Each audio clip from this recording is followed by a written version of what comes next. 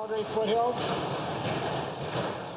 Mr. Speaker, with electricity prices getting more expensive as a result of the NDP's ideological actions like accelerated coal phase-out, the PPA debacle, and the introduction of a capacity market, to the Minister of Energy, how many billions of dollars of public money has been burned by the NDP's electricity policy to date, and how much per year will it cost going forward?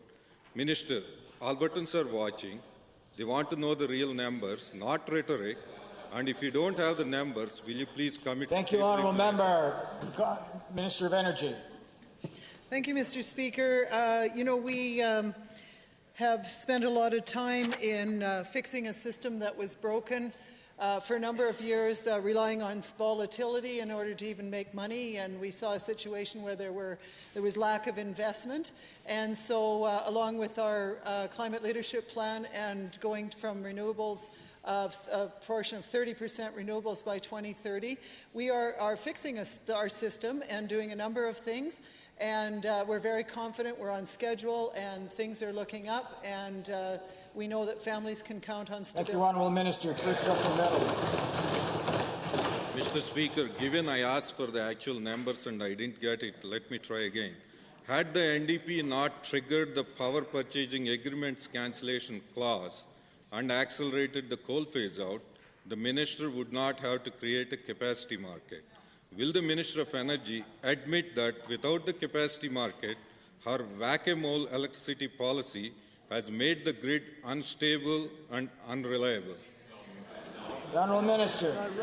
Thank you, Mr. Speaker. All along in this transition in our electricity system, we have consulted everybody, a lot of stakeholders in electricity, and we know that the current system we had when we came into government was one of two in all of North America, and it relied on volatility. We're moving to a more stable system, one where there's more predictable prices, 30% renewables by 2030, and the capacity market is part of that. That's a system that's used in many systems throughout North America, and it's a well-known, well-respected system, and investors like that part. Yeah. Supplemental.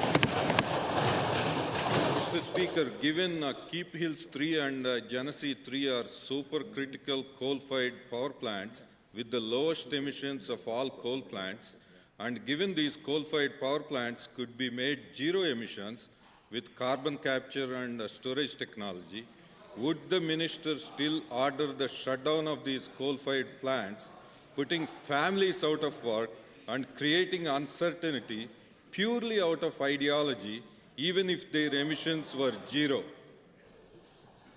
The Honourable Minister of Environment and Parks. Mr. Speaker, in 2012, a certain government, with a certain member around the cabinet table, passed some regulations that phased out 12 of our 18 plants. And those phase-outs would have started in 2019. You know what the plan was, Mr. Speaker, to replace that generation? Zero. Goose egg. There was no plan to replace the generation. There was no plan for the workers or those communities. Now there is, Mr. Speaker. We're phasing in renewables. We are making sure that we've got a coal transition worker fund of some $40 million, Mr. Speaker. We are finding ways to invest in communities through community generation and other projects, Mr. Speaker. And now these guys want us to spend billions of dollars on an unproven technology. Thank you, Honourable Minister.